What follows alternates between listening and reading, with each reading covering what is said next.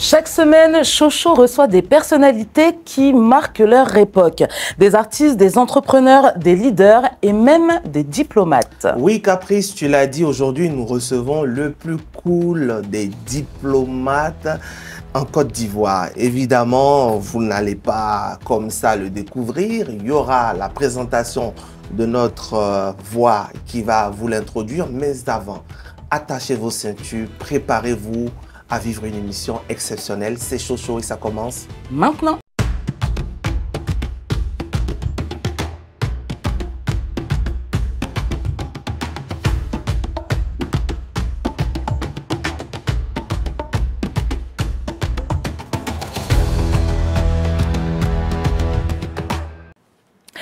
Salut Stony, comment tu vas? Ça va, Caprice? Ça va? Bonjour. Bonjour. Ça se passe bien? Ça se prépare bien le week-end? Ouais, toujours. Hein? Quand je te vois le samedi matin, quand je te vois le samedi matin, tu sais que mon cœur... Non, ça va super bien. En tout cas, merci à vous d'être aussi fidèles. Chaque samedi, vous êtes de plus en plus nombreux à nous rejoindre pour cette émission exceptionnelle, n'est-ce pas, Capri? Oui, et aujourd'hui, nous avons un invité vraiment spécial. Son rôle, c'est de faire le lien entre la Côte d'Ivoire et les Pays-Bas, d'ouvrir des portes, de renforcer les relations diplomatiques et économiques. Un travail exigeant, mais aussi très passionnant. Mais au-delà du diplomate, c'est l'homme derrière le titre qu'on veut découvrir aujourd'hui. Comment vit-il son expérience en Côte d'Ivoire? C'est ce qu'on va découvrir. Et pour cela, Caprice? Oui, Flamme, si tu peux nous en dire plus sur cette personne exceptionnelle que nous recevons aujourd'hui. Aujourd'hui, nous recevons un homme dont le métier consiste à bâtir des ponts entre les nations. Un diplomate chevronné en stratégie de relations internationales, un ambassadeur qui au quotidien œuvre pour renforcer les liens entre la Côte d'Ivoire et le Royaume des Pays-Bas.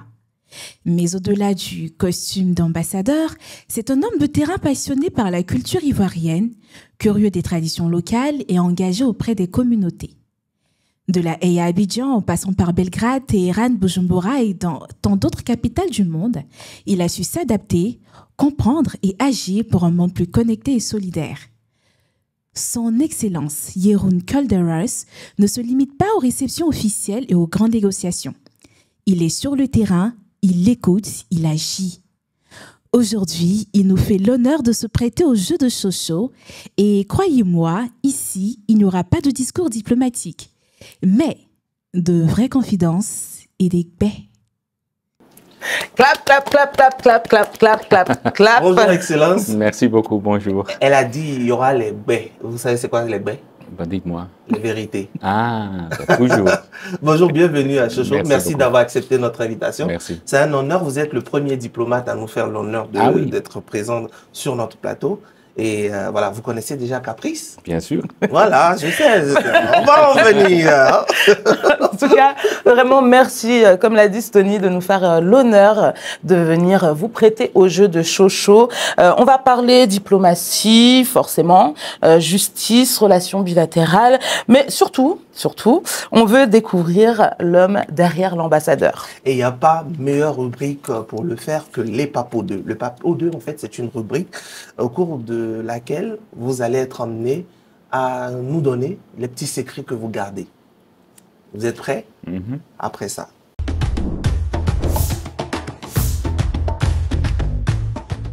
C'est parti.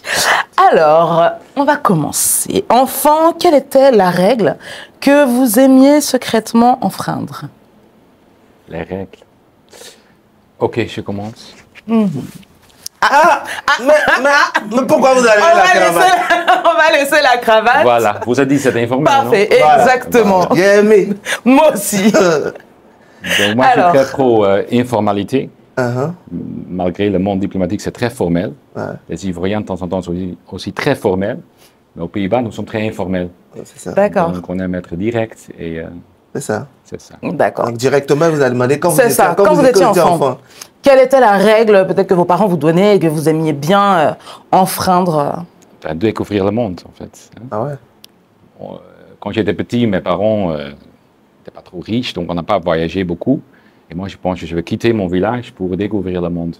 Donc, malgré que ce n'était pas très La règle dans notre famille est de voyager beaucoup.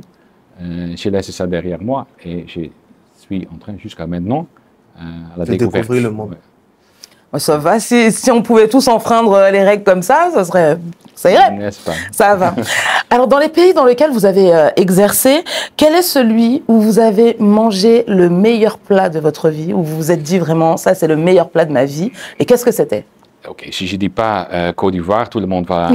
Non, mais Non, vous avez le droit. Vous avez vu beaucoup de pays, vous avez le droit de... Ils sont très cash, donc... ouais, non. On va pas se fâcher. C'est pas aux Pays-Bas, en fait, parce que notre cuisine n'est pas très intéressante, honnêtement.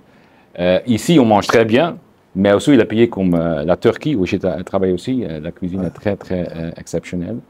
Donc, peut-être que je vais pas dire la Turquie. La Turquie. Quel plat? La brochette et tout ça, oui. Moi, je mange surtout les poulets et le poisson. Je suis pas trop dans le mouton ou le bœuf. D'accord. Donc, toujours dans les pays dans lesquels vous avez exercé, quel était celui que vous avez trouvé le plus accueillant? La Côte d'Ivoire. La Côte d'Ivoire. Belle réponse, n'est-ce pas? Non, mais c'est vrai. Pourquoi? Les gens ici sont très accueillants et dès le début, les gens, ils sont très ouverts, ils sont très... ils aiment l'humour, ils aiment rigoler entre eux, ils aiment t'inviter, ils aiment t'emmener dans leur vie, ils sont fiers de leur pays, de leur culture, donc ils sont aussi très ouverts à te montrer leur cuisine, mais aussi leur tradition et tout ça. Donc, non, je suis très content d'être ici. Yes. On reste dans les pays dans lesquels vous avez exercé. Lequel a été le plus difficile pour vous? J'ai travaillé aussi dans le Sud-Soudan, Djouba. Ah ouais. C'est un pays très intéressant, bien sûr, mais c'était assez dur parce qu'on avait des règles sécuritaires qui nous avaient forcé de rester à la maison après 19 heures de soir. Donc, on ne pouvait pas sortir, rencontrer les gens dans le soir, comme ici en Côte d'Ivoire. Donc, ça limitait beaucoup de faire des rapports avec la population. Du coup, est-ce que je vous demande quand même quel est celui où vous avez vécu votre best life? Moi, j'ai commencé comme diplomate quand j'avais 25 ans. C'était assez jeune. Oh, ouais. Donc, mon premier poste était Belgrade. C'est une ville pas très connue, mais c'est très accueillant aussi. Les gens sont très doux, très accueillants, ils sortent beaucoup, ils aiment sortir, danser, faire la musique, tout ça.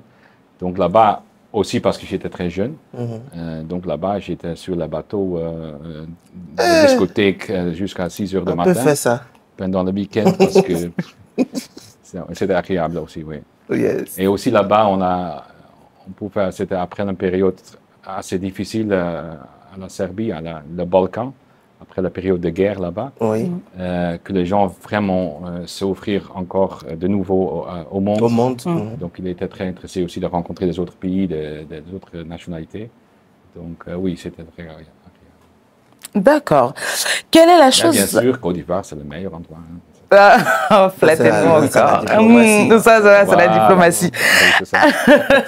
Quelle est la chose la plus embarrassante que vous ayez eu à vivre en public? Est-ce qu'il y a quelque chose de très embarrassant que vous avez eu à vivre? Il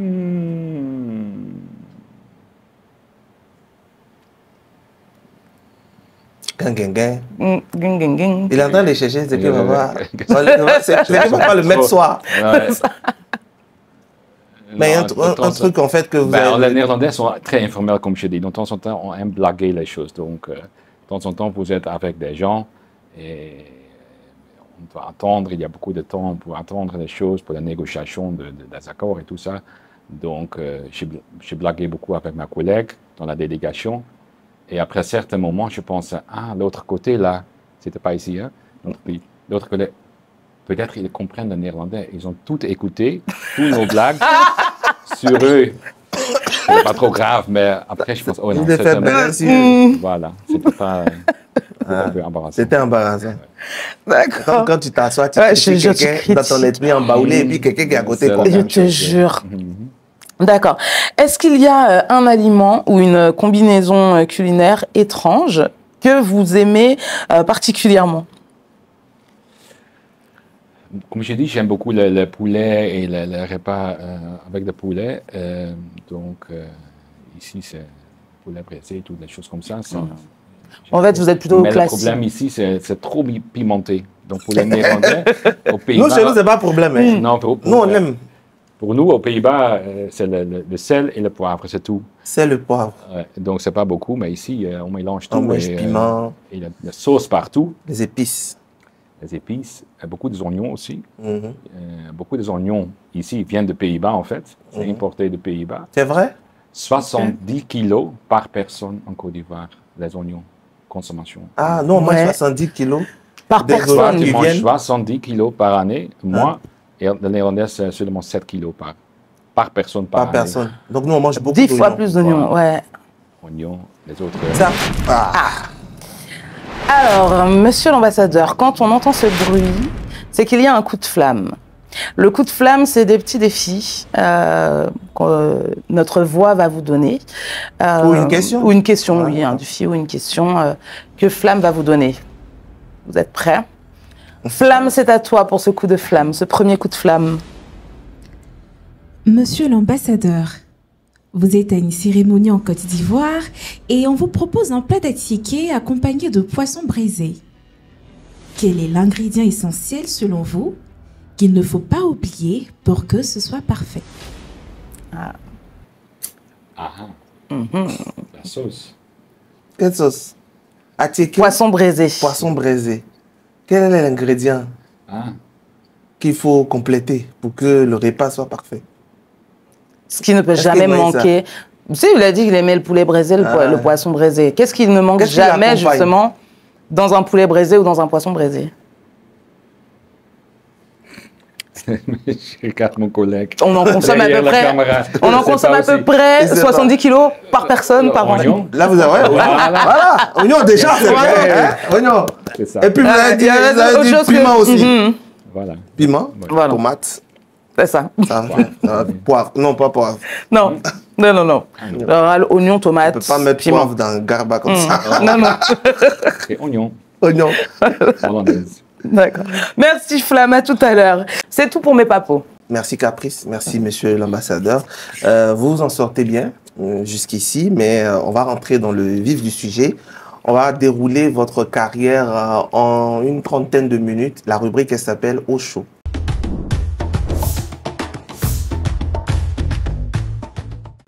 Alors, monsieur l'ambassadeur, comme l'a dit Stony, ici, on va parler un petit peu plus de votre carrière, de votre métier de diplomate, de votre parcours, etc.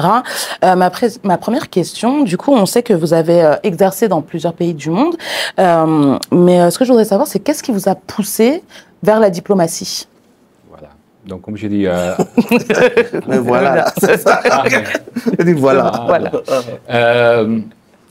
J'aime beaucoup quand les Ivoiriens disent voilà. Ah, vous aimez ça?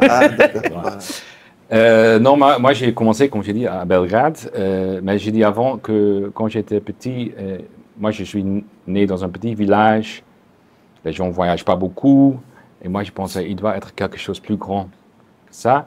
Et chaque soir, je regarde la télévision, la nouvelle de la journée, et je voulais comprendre tout ce qu'il y a derrière ces nouvelles au journal. Donc, j'ai choisi une étude qui me permet de comprendre mieux la relation internationale, la politique internationale. Donc, j'ai l'opportunité d'étudier et après voyager dans les projets, des échanges de la jeunesse. Et après, j'ai voyagé, par exemple, au Sénégal, la Philippines. Et là-bas, ça m'a vraiment ouvert la tête pour dire, ah, ce monde est plus grand que mon village et je vais le découvrir encore plus. Donc, c'est la curiosité, en fait, des autres cultures, des autres pays qui m'a poussé à faire la diplomatie. Bien sûr, il faut postuler. Ce n'est pas comme ça que vous obtenez cet emploi. J'étais refusé directement quand j'ai postulé pour la diplomatie. Et moi, j'étais bien sûr très fâché parce que je pensais étudier 5 ans, c'est ma rêve. Et vous allez me refuser directement. Donc, j'ai appelé. Et c'est une leçon pour la jeunesse qui va écouter ici. Il ne faut jamais accepter non. J'ai appelé le monsieur de recrutement. J'ai dit non, mais c'est ma rêve. Il ne faut pas me refuser comme ça. Non, mais vous êtes très enthousiaste. J'écoute ça. Je dis oui, bien sûr que je suis enthousiaste. Il faut m'accepter dans la procédure. Ben, vous êtes de la liste B. Je dis non, pas la liste B. Je veux être dans la liste A. La première candidate. Ben, on va voir. J'ai écrit une lettre. Je dis monsieur, j'ai parlé avec vous. vous avez dit, vous cherchez ça, ça c'est moi, je remplis toutes les conditions. Donc à vous de décider de ne me pas inviter. Lundi après, une lettre d'invitation pour l'interview. Ah ouais. Donc vous avez forcé un petit peu votre destin en fait. C'est ça. Il ne faut pas accepter non. Si vous avez un rêve et vous êtes très convaincu que c'est votre rêve, et vous avez un plan, il faut le suivre. Il ne faut pas laisser les autres gens dire non. Est-ce que vous avez forcé votre destin, mais est-ce qu'il y a, quel est votre plus grand défi de carrière jusqu'ici? Les autres gens. Parce qu'il y a toujours des gens qui disent peut-être tu n'es pas capable de ça, c'est mieux que tu fais. Non, il faut écouter votre voix interne qui dit ça c'est mon rêve, moi je veux devenir ambassadeur. Personne, il faut travailler bien sûr dur, il faut prendre les opportunités, mais il ne faut pas trop écouter les autres collègues, les gens qui disent oui, mais non. Il faut être ambassadeur, focalisé. c'est un métier? C'est un métier. Parce que moi, je pensais que souvent, les diplomates, tu vois, les ambassadeurs, on les nommait, ils n'avaient pas forcément l'étude pour ça, mais c'est vraiment un métier. Oui, bah, il y a beaucoup d'études qui peuvent ouvrir la porte pour la diplomatie. On a même des collègues qui ont étudié la biologie, la biologie. Moi, j'ai la relation internationale, c'est un peu plus adapté. Proche, ouais. Proche. Et bien sûr, il y a plusieurs fonctions dans la diplomatie. Il faut commencer par comme ambassadeur. Il y a des autres fonctions dans une ambassade. Chargé d'affaires. Chargé d'affaires, c'est quelqu'un qui remplace l'ambassadeur quand il est en vacances. Quand il est en vacances. Mais ambassadeur, comme toutes les fonctions, chaque année, il y a une liste de vacatures, postes vacantes, et vous postulez. Okay. Donc moi, j'ai postulé pour plusieurs postes d'ambassadeur il y a 2 années.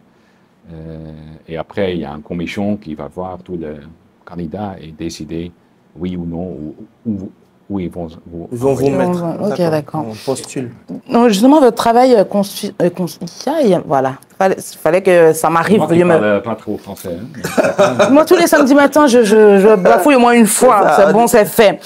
Votre travail consiste à créer des ponts entre les nations. Et justement, c'est quoi une journée type d'un ambassadeur? On commence avec le café. Moi, je ne suis pas un homme de matin, donc après 2 cafés, je commence. Donc, et bien sûr, il y a des réunions internes, des réunions externes. Il y a beaucoup d'emails, la requête de Pays-Bas, de notre ministère, des Néerlandais, les entrepreneurs qui demandent la question à l'ambassade, les organisations qui ont besoin d'aide, tout ça. Mais surtout, moi, j'essaie de 50% de mon temps, je serai en dehors, rencontrer les gens, les ministres, les organisations, les entrepreneurs, et aussi sortir l'Abidjan. On a pris l'initiative de faire une caravane pour quitter l'Abidjan. Bien sûr, Abidjan, c'est le centre économique de Côte d'Ivoire, mais la Côte d'Ivoire est plus grande que l'Abidjan. Donc, on a pensé, on n'a pas beaucoup visité les autres régions les années dernières, aussi surtout à cause de Covid, par exemple. Mais maintenant, on a commencé cette caravane, on a visité plusieurs régions et on va continuer avec ça, en emmenant les entrepreneurs néerlandais, les organisations néerlandaises, visiter le projet qu'on finance, mais aussi les opportunités pour nos entrepreneurs. Et ça marche très bien. Et pour nous, c'est très intéressant pour écouter le développement dans ces régions, les opportunités pour collaborer. Et ça nous donne beaucoup de connaissances, de réseaux, aussi en dehors d'Abidjan. Donc vous essayez quand même d'expliquer un peu, je vais dire, ce que vous faites ici auprès des populations, de montrer un peu l'intérêt. Alors, c'est vrai que nous, par exemple, ici à Abidjan, quand on parle des Pays-Bas, je pense que c'est que moi, personnellement, je savais que les Pays-Bas, c'était un grand pays de foot avant avec les Marc Overmars, les Wilmot et tout. Mais récemment, c'est plus pour l'actualité politique, parce que pour les Ivoiriens, les Pays-Bas, ça rime beaucoup avec Cour pénale internationale, qui est une institution qui a beaucoup fait parler ici. Est-ce que vous pouvez nous raconter un peu comment est-ce qu'on arrive à choisir les Pays-Bas comme pays siège de cette organisation internationale? Oui. Non, je comprends la question. La Haye, c'est nommé la ville internationale pour le droit international. La Haye. Donc, La Haye, la ville La Haye. C'est un peu la capitale politique aux Pays-Bas. D'accord. Ok. C'est une grande ville, hein. Il y a beaucoup d'organisations là-bas, mais aussi plusieurs cours internationaux. J'ai parlé de mon expérience de Belgrade. Il y avait aussi un cours pour la Yougoslavie Ouais. après la guerre. Donc, c'est par hasard que c'est aux Pays-Bas, c'est pour aussi un autre pays, mais les Pays-Bas, dans leur constitution, notre constitution a dit qu'on a une obligation de contribuer à le droit international. D'accord. C'est dans notre constitution. Pour aider les objectifs internationaux de l'ONU, on a facilité d'ouvrir ces cours chez nous à La Haye. C'est ça. Mais ce n'est pas un cours néerlandais, c'est un cours international. C'est un cours international. Ouais. Très bien, on va quitter dans cette histoire de ces pays. Hein, parce que 2 jours là, il appelle, c'est ce qui a pris le pouvoir. faut pas, on va nous convoquer. On va parler plutôt des relations entre les Pays-Bas et la Côte d'Ivoire, si vous voulez bien. Les Pays-Bas sont le premier importateur de cacao ivoirien, si je ne me trompe pas. Quelle est la vision des Néerlandais pour un commerce plus équitable et plus durable? Parce que c'est vrai que vous importez tout, mais c'est quoi? Nous ne sommes pas seulement le premier importateur de cacao. Consommateurs aussi. Ça, je ne sais pas, mais on mange beaucoup de chocolat, c'est vrai. Mais nous sommes aussi le premier importateur de tous les produits et services de Côte d'Ivoire. Donc, nous sommes numéro 1 partenaire tous les produits et services économiques de C'est-à-dire, monsieur l'ambassadeur, ça m'intéresse. C'est le cacao, bien sûr, mais c'est aussi l'anacarde, c'est les autres produits, souvent dans le secteur de l'agriculture. Oui, nous sommes le premier importateur des produits ivoiriens. Ce n'est pas très connu ici, mais c'est ça le fait. Et c'est quoi votre vision? Et aussi l'export de Pays-Bas en Côte d'Ivoire, ça augmente aussi la dernière année. Donc, et on espère aussi qu'il y a beaucoup plus d'opportunités encore pour augmenter les exportations. Oui. Okay. Mais du coup, vous parlez d'opportunités. Est-ce que les entrepreneurs ivoiriens ont des opportunités ou peuvent-ils trouver des opportunités aux Pays-Bas? Et si oui, comment? Oui, donc ça existe déjà, surtout dans le cacao, beaucoup d'exportations. Nous sommes ouverts pour tous les entrepreneurs qui ont des idées pour investir dans notre pays, pour faire le commerce avec nous. Bienvenue. Et l'ambassade a un rôle clé pour assister les entrepreneurs de Pays-Bas d'entrer le marché ici. Et nous sommes en étroite collaboration avec votre ambassade à La Haye, l'ambassade de Côte d'Ivoire, pour aussi aider les Ivoiriens qui veulent investir dans notre pays ou faire du commerce. Donc, notre rôle étant ambassade, c'est d'assister avec augmenter les relations commerciales entre nos deux pays. Et ça se passe bien? Très bien. Très, très bien. Ouais. Vous êtes satisfait? Le problème, nous ne sommes pas une très grande ambassade, on a 11 personnes seulement. Et la requête s'augmente jour après jour. Donc, on a un peu un focus sur l'agriculture, cacao, horticulture. Mais bien sûr, il y a aussi des autres opportunités dans les autres secteurs. On voit beaucoup d'opportunités dans la carte, mais aussi, par exemple, la mangue sèche, mais aussi l'infrastructure. Il y a beaucoup de projets ici qui vont venir dans l'infrastructure. Les Néerlandais ont beaucoup d'expérience dans ces choses-là. Par exemple, dans le secteur de l'eau, infrastructure de l'eau. Donc, nous sommes prêts pour aider le Côte d'Ivoire et les entrepreneurs ivoiriens pour encore plus développer cette pays et cette marché. Envoyez-moi vos projets et puis je vais voir ce que je peux faire pour vous. Monsieur l'ambassadeur, on va parler de votre rapprochement. Vous avez parlé de la caravane que vous effectuez à l'intérieur de la Côte d'Ivoire. On sait que vous aimez vous rapprocher des populations locales. Quelle a été votre plus belle expérience avec les Ivoiriens lors d'une de ces caravanes? Oui, merci beaucoup. Donc, plusieurs, mais par exemple, on était à Daloa. Okay. On a rencontré une cinquantaine de femmes de Daloa. Des dames très énergiques, beaucoup d'idées, business. Et moi, je pense, c'est un potentiel complètement oublié, pas vu. Et on doit vraiment utiliser cette énergie, cette idée de ces femmes à Daloa pour vraiment créer... Elles faisaient quoi? Le cacao? Plusieurs domaines, souvent, bien sûr, dans l'agriculture, parce que c'est ça le secteur clé ici. Pendant la visite à Daloa, on a aussi amené un entrepreneur de Pays-Bas qui fait du jus de cacao. Donc, vous pensez toujours c'est le chocolat, mais en fait, avec la coque de cacao, on peut faire beaucoup d'autres produits. Ouais, c'est vrai. L'énergie, le jus le textile même. Donc, cette dame a commencé cette entreprise pour le jus de cacao. Et elle va ouvrir, avec l'assistance de notre ambassade aussi, une usine à Daloa dans la période qui va venir, qui va créer des centaines d'emplois. Même chose, ici, on veut aussi transformer le cacao plus localement. Ça veut dire maintenant, il y a beaucoup de fruits de cacao qui vont par bateau à Amsterdam ou les fèves de cacao. Mais aussi, on peut ajouter de valeur ici en Côte d'Ivoire.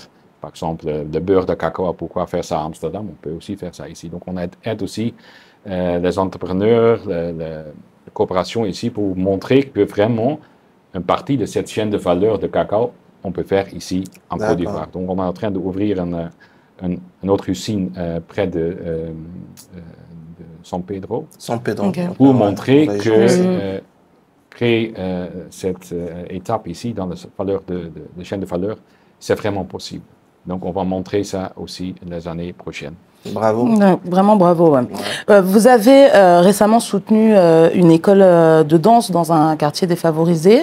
Vous avez aussi, il y a quelques mois, accueilli un événement de mode pour handicapés et valides. Ouais. Qu'est-ce qui fait que ce genre d'initiative vous tient à cœur? Oui. C'est pas le cacao. Ouais, c'est pas le cacao. C'est pas seulement le cacao. Non, et puis on voit peu d'ambassades vraiment faire ce genre de choses. Oui, donc moi j'habite aussi ici en Côte d'Ivoire, étant un habitant.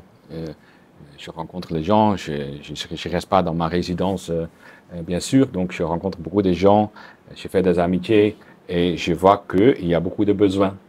Et bien sûr, le gouvernement ivoirien fait beaucoup de choses pour aider dans le secteur social, mais il reste encore beaucoup de faire après ça aussi. Donc par exemple, on aide un orphelinat à Marcory. On a organisé ce défilé de mode pour créer d'emplois pour les gens avec un handicap. On a fait des autres projets sociaux aussi. Ça ne va pas changer le monde, honnêtement, mais ça montre aussi que nous sommes ici, on n'a pas fermé les jeux pour aussi le défi des gens ici. Et de temps en temps, c'est très simple, parce que, par exemple, la résidence, ma maison, a un grand jardin, donc la seule chose que je fais, en fait, c'est ouvrir la porte et le jardin pour cette défilé de mode, et le reste est organisé par l'organisation.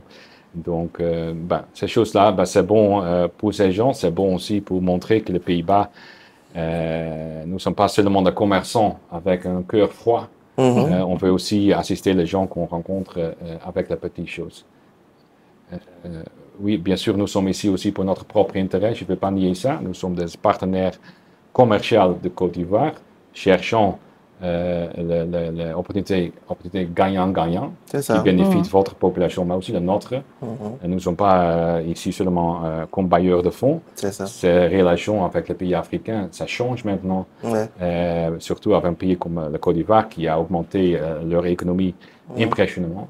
Donc, c'est pas seulement un pays qui demande l'aide, c'est un pays qui demande le partenariat innovatif qui va vraiment augmenter les idées et les initiatives des Ivoiriens. Donc, nous sommes ici pour écouter aussi les besoins et les idées des Ivoiriens pour amener notre savoir-faire, qui n'existe pas ici de temps en temps, par exemple dans l'agriculture, pour aider, oui, les entrepreneurs néerlandais, bien sûr, nous ne sommes pas fous, mais aussi les entrepreneurs ivoiriens.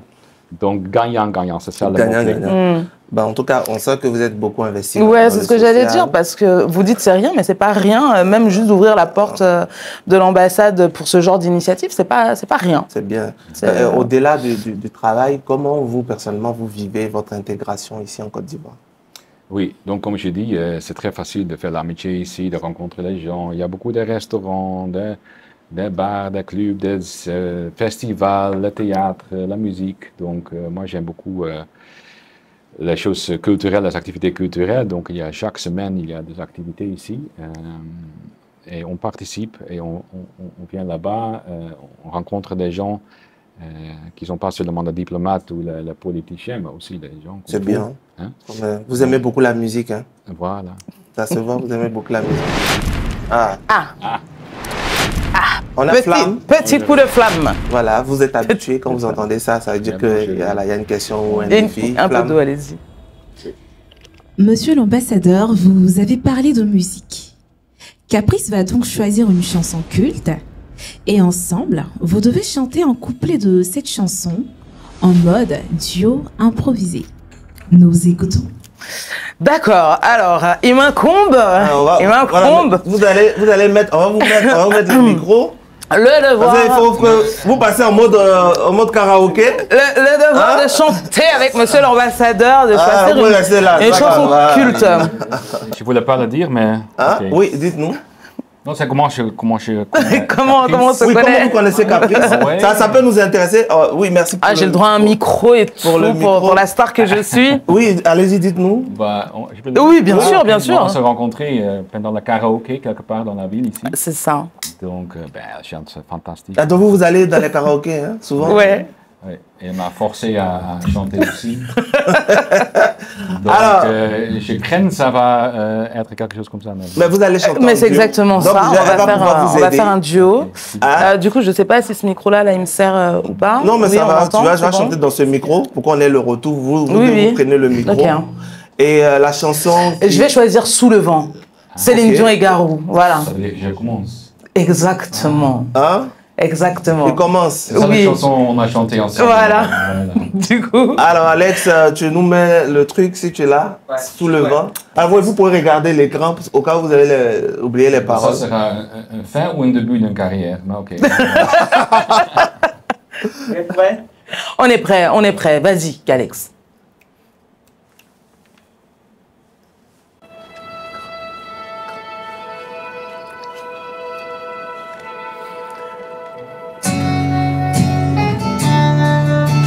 Dans le studio, faites les danseurs. Hein. Et si tu crois que j'ai eu peur, c'est faux. Je donne des vacances dans mon cœur, un peu de repos. Et si tu crois que j'ai eu tort, attends. Respire un peu le souffle d'eau qui me pousse en avant. Et bien comme j'avais pris la mer, j'ai sorti la grande voile et j'ai glissé sous le vent. Et comme j'ai déjà quitté la terre, j'ai trouvé mon étoile et je le suivais un instant. Ah, c'est beau! Et si tu crois que c'est fini, jamais. C'est juste une pause, un répit après des dangers. Et si tu crois que je t'oublie, écoute. Ouvre ton corps au vent de la nuit, ferme les yeux. Fais comme si j'avais pris la mer. J'ai sorti la grande voile et j'ai glissé sous le vent. Fais comme si je quittais la terre. J'ai trouvé mon étoile, je l'ai suivi un instant. Autrefois, ça courait dans tous les sens. Le choix était difficile.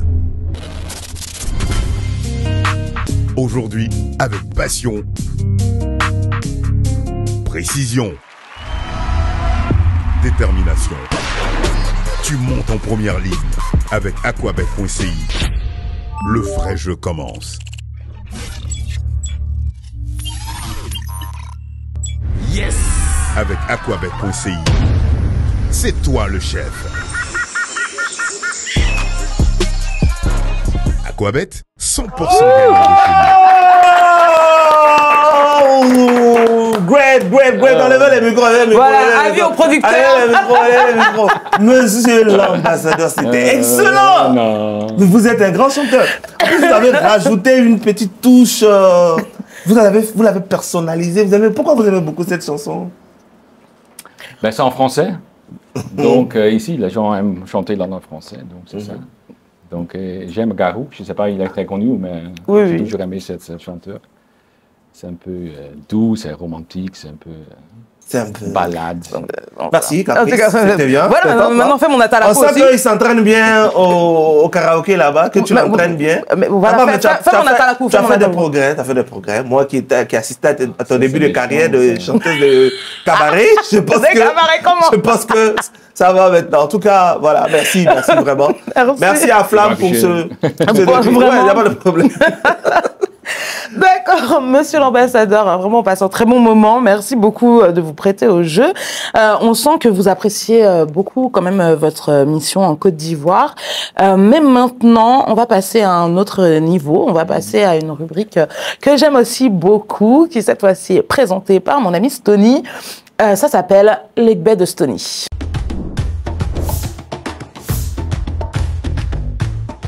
Monsieur l'ambassadeur, ici on passe au Baie d'Estonie, la rubrique où on vous pose les vraies questions.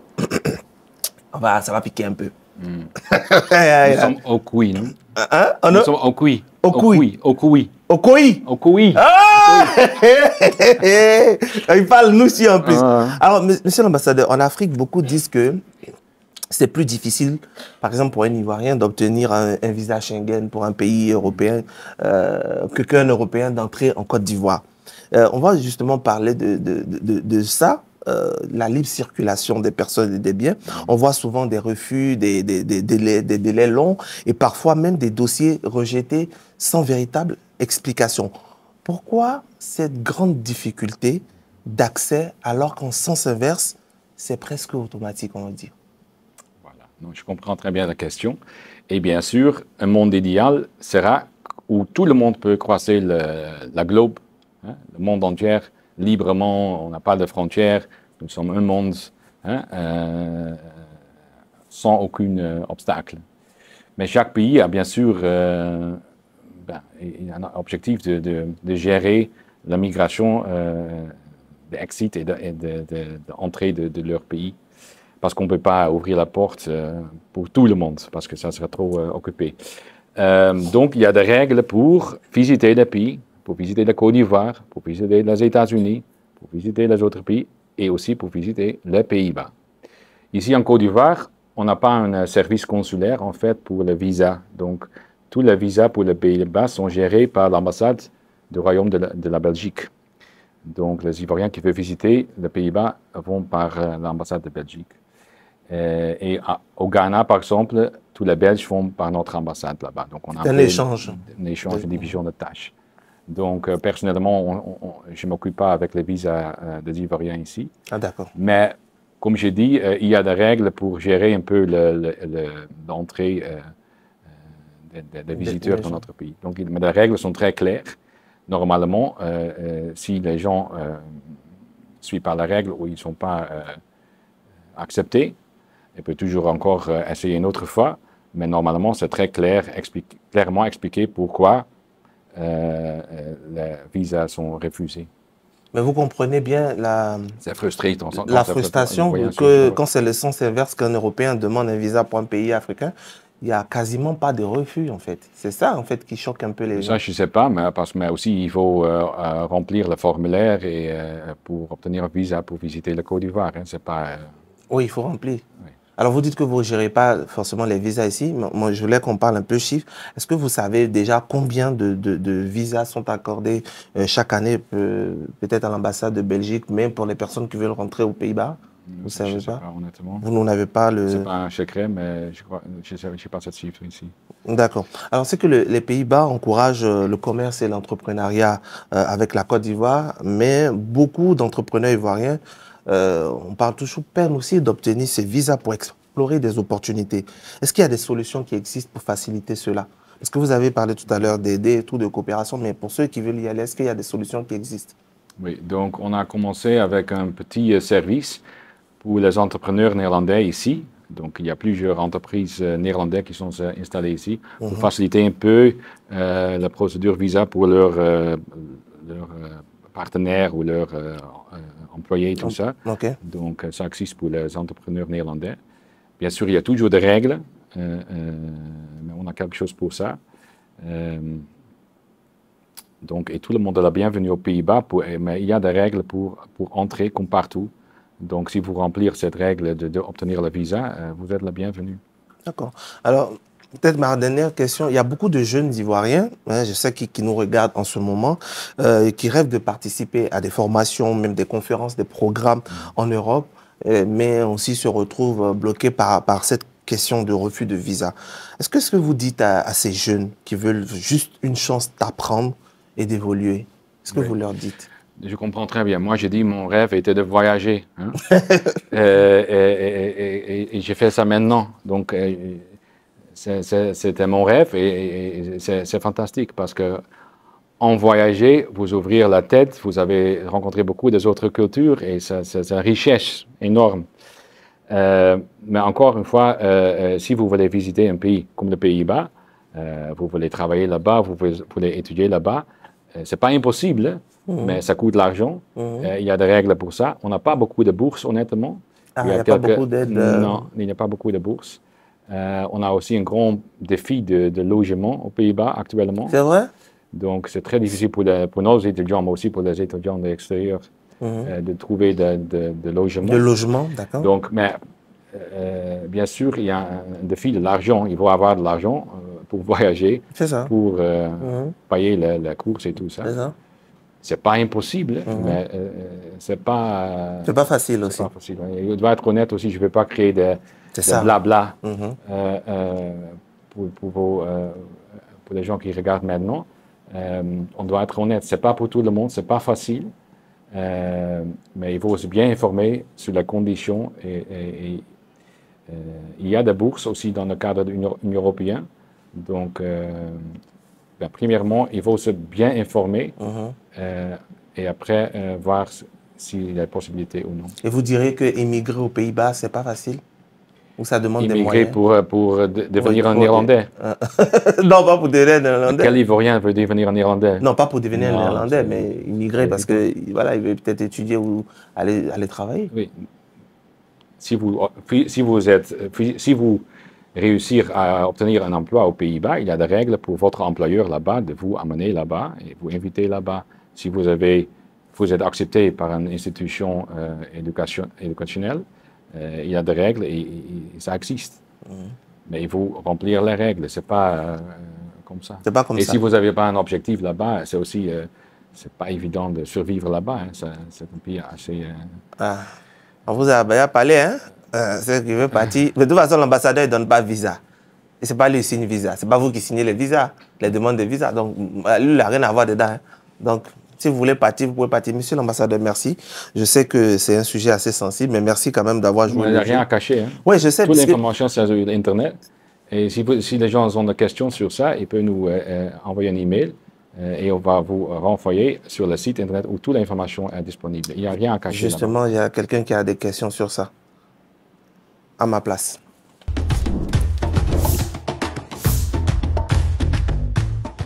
Monsieur l'ambassadeur, vous voyez cette jeune demoiselle devant vous. Elle est venue spécialement pour vous poser 2 questions. La rubrique, elle s'appelle « À ma place ». Bonjour.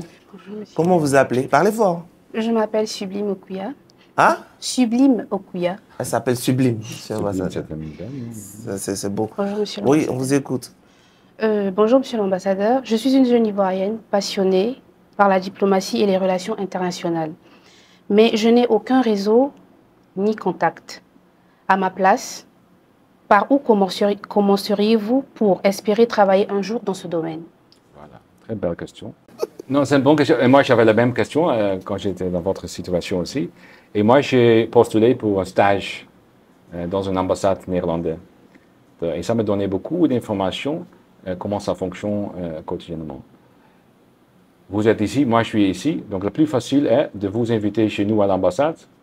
On prend un café chez moi dans mon bureau et je vais vous expliquer tous les détails du travail d'un diplomate. Et ça semble un emploi très intéressant et c'est très intéressant. Moi, je suis encore très content avec mon emploi. Mais c'est pas facile aussi parce que vous quittez votre famille, vos amis, vous voyagez dans le monde entier et c'est pas pour tout le monde. Ça demande beaucoup de flexibilité, un sens d'adaptation, flexibilité et tout ça. Mais pour vous bien expliquer et pour être concret, viens chez moi à l'ambassade, ici au plateau, et je vais vous donner un stage de quelques heures chez nous pour montrer c'est quoi. Et après, on va vous donner encore quelques conseils, quelle est la meilleure étape suivante pour devenir diplomate de Côte d'Ivoire. Hein. Ah ouais. Pour les Pays-Bas, mais pour la Côte d'Ivoire. Donc, elle a eu un rendez-vous comme ça, un stage déjà? Je suis comme ça. Nous sommes ici. C'est dans Chocho, vous pouvez voir ça. L'ambassadeur, elle est concret. Oui. Merci beaucoup. Ensuite, si j'ai une super idée de projet dans le commerce agricole et je pense que les Pays-Bas pourraient être un partenaire stratégique, à ma place, comment feriez-vous pour entrer en contact avec les bonnes personnes et concrétiser mon projet? Oui. De Pays-Bas, je m'imagine. Donc, nous avons un bureau agriculture dans notre ambassade. On a un conseiller avec son équipe qui est focalisé sur l'agriculture. Donc, il peut vous venez chez nous. Donc, de toute façon, elle s'en va là-bas. Donc, elle va tout voir là-bas. Mais ce que je profite de cette occasion aussi. Donc, il peut vous donner les conseils, quels instruments ils sont disponibles. Mais je profite aussi de ce moment pour annoncer un prix qu'on a lancé il y a quelques semaines avec son Excellence le ministre de l'Agriculture, M. Adjomani. C'est le prix néerlandais pour l'innovation agricole. D'accord. Donc, on invite les agripreneurs de Côte d'Ivoire de postuler pour ce prix. Et toutes les conditions et tout ça sur notre site web www.agripreneur.ci.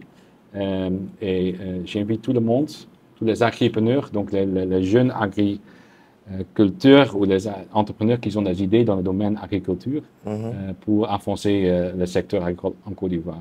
Et il peut obtenir un grand prix qui sera donné pendant le Sahara, le salon agricole fin de mai. Pendant le Sahara qui aura lieu en mai. Donc, le prix, c'est 40 millions de francs CFA. Hein? Monsieur l'ambassadeur, vous pouvez regarder la caméra qu'elle a après, on dit que ça ne s'arrête pas seulement à elle.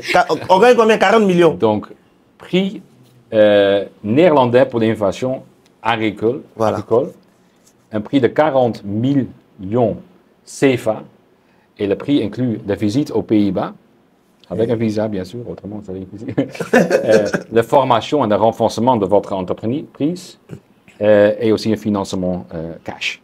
Donc, www.agripreneur.ci, toute l'information c'est là-bas, et participer dans ce grand prix et l'opportunité de montrer vos innovations en Côte d'Ivoire, mais en fait, pendant le Sahara, le monde entier est là-bas. Donc, une grande opportunité, PNIA, Prix néerlandais Innovation Agricole. Oui.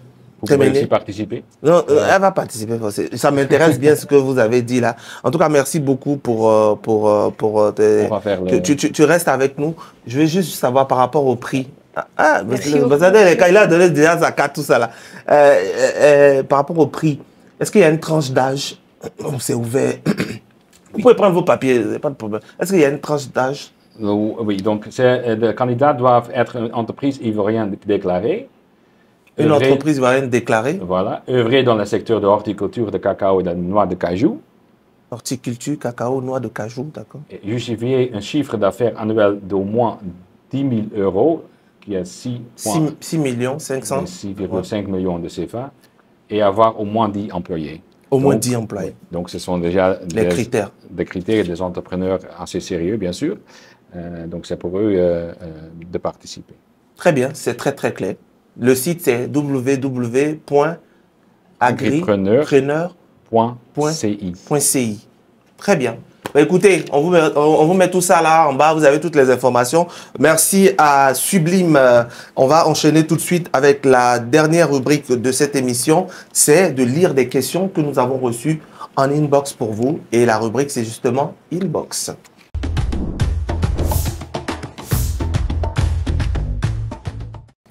Je suis de retour pour cette dernière rubrique. L'émission passe beaucoup trop vite. Alors, monsieur l'ambassadeur, dans Inbox, La Flamme, notre voix, va vous poser 2 questions écrites par des internautes. Voilà, elle aura sélectionné 2 de vos questions à poser à monsieur l'ambassadeur. Flamme, c'est à toi. Alors, on y va tout de suite pour la première question. Donc, un internaute qui demande, monsieur l'ambassadeur, si vous deviez vivre en Côte d'Ivoire de façon définitive, dans quelle ville vous installeriez-vous et pourquoi? Je crois, je n'ai pas la possibilité, mais si j'aurais la possibilité d'obtenir une belle villa à la côte d'Assini, pourquoi pas? Assini. Mais si tu es un fonctionnaire de l'État comme moi, les salaires ne sont pas assez... Ah bon, vous n'êtes pas bien payé? Nous sommes bien payés, mais pas pour acheter une villa à Assini. Hein. Monsieur ambassadeur, un ambassadeur touche combien comme ça, à peu près? Ça dépend du pays. Aux Pays-Bas? Je vais vous dire après. Moi, il n'a pas dit que les Néerlandais ils cachent rien. Non, mais moi, je ne peux pas acheter une voiture comme la vôtre. Hein. C'est vrai? Bon, nous, on connaît les ambassadeurs, ils sont liquides. Ils prennent ça où? Parce qu'on connaît les ambassadeurs, ils ont beaucoup d'argent. Peut-être ils ont un héritage ou quelque chose. Donc, si vous avez l'argent, c'est à Sini que vous allez... Voilà. Ok, Flamme, on y va pour la deuxième question. Ils ne donnent pas envie d'être ambassadeur. Finalement. Flamme, la deuxième question. Je vous lis la deuxième question. Donc, vous avez parcouru plusieurs pays dans votre carrière. Y a-t-il une expérience insolite ou marquante que vous avez vécue en tant que diplomate et que vous n'avez jamais racontée en public? C'est quand il fait... Ou quand tu dis voilà. Non, mais la vie d'un diplomate est tellement riche de chaque jour que c'est comme un film. Donc, par exemple, chaque nouvel poste, nouvel pays où vous commencez, je me rappelle toujours le moment que je décale avec l'avion et une autre vie commence. En fait, parce qu'en fait, chaque fois, il y a une autre vie qui commence, un autre film qui ouvre. Et ça, c'est toujours très intéressant. Donc, il y a beaucoup de... Il y a beaucoup de... Je ne peux pas dire un seul truc. C'est palpitant. Souvent, vous avez le mal du pays. Est-ce que souvent, quand vous êtes quelque part, vous avez envie de retourner au pays, votre pays vous manque? Comment vous gérez ça? Bien sûr, mais il y a aussi des opportunités de temps en temps de partir. Ils te donnent un billet d'avion un ou deux par année pour rentrer chez vous, pour ne pas oublier votre pays, bien sûr. Et de chaque pays, on garde les amis qui visitent aussi le pays. Comme bientôt, il y a des amis de Belgrade, donc je le connais déjà de 25 ans, qui vont visiter la Côte d'Ivoire. Donc j'amène aussi mes amis des autres pays dans mon nouvel pays. Ça, c'est très intéressant. Encore. Merci beaucoup, Flamme, pour cette inbox. Malheureusement, on arrive déjà à la fin de cette émission. Vraiment, toutes les semaines, on va dire la même chose. Hein. C'est beaucoup trop court. Ça passe beaucoup trop vite. On a une dernière question, notre question signature, qui est la question Blé-Goudé. La question Blé-Goudé, c'est: quel est votre proverbe ou citation préférée? Si vous devriez partager une citation qui vous guide au cours de votre vie. Dans ma vie. Ou qui vous amuse. Acceptez pas non. Pardon? Suivre votre cœur et votre rêve et acceptez pas non. N'acceptez pas qu'on vous dise non. Enfin, vous contentez pas. Ne vous contentez pas qu'on vous dise non. Il faut suivre. Voilà, faut suivre votre instinct. Votre rêve.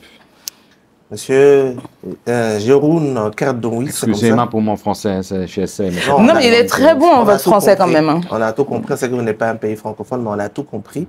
C'est la fin de cette émission. Est-ce qu'il y a quelque chose que vous souhaitez, un message que vous souhaitez passer, que vous n'avez pas eu le temps de passer au cours de cette émission? Quelque chose que vous avez vraiment qu'on retienne de cette émission? Oui, non, merci beaucoup pour cette opportunité. Moi, je suis ici pour montrer mon pays et pour faire le lien entre nos deux pays. Donc, c'est une émission comme ça aussi, aide-nous avec ça. Les gens qui veulent nous suivre quotidiennement peuvent suivre nos sites Facebook, Ambassade du Royaume des Pays-Bas en Côte d'Ivoire, ou le LinkedIn, la page LinkedIn avec le même nom. Donc, Ambassade du Royaume des Pays-Bas, LinkedIn, Facebook, et là-bas, vous pouvez nous suivre, nous poser des questions et tout ça chaque jour. Donc, merci beaucoup. Merci à vous. J'avais une question que je voulais poser. On a posé ça en off. Et puis j'ai oublié Pays-Bas, Hollande, tout ça. Oui, c'est vrai, ouais, voilà. Est-ce qu'on a Hollandais, néerlandais, ouais, c'est ça. Pays-Bas, Hollande, tout ça. Pays-Bas, the Netherlands en anglais. Hollande, c'est seulement 2 provinces dans notre pays. Il y a 12 provinces. Donc les Pays-Bas, c'est le bon nom. Hollande, ça n'existe plus. Hollande n'existe plus. Donc on ne dit pas Hollande, on dit Pays-Bas. Voilà. Et du coup, pas hollandais, néerlandais. Voilà, c'est clair. Merci beaucoup. Vraiment, merci. Vous avez aimé l'émission? Oui, merci. Vous avez aimé comment vous jugez l'émission? Vous avez aimé? C'était très agréable. C'était bien? Ouais. D'accord. On ne vous a pas trop bousculé. On ne veut pas d'incident diplomatique. C'est ça. Ah, Voilà, merci à vous aussi de nous avoir suivis. Merci pour votre fidélité. On espère se retrouver la semaine prochaine, Caprice. Mais bien sûr, on se retrouve la semaine prochaine, même heure, même endroit. Et puis, passez un excellent week-end. À la semaine prochaine, Stony. Allez, au revoir. Okay.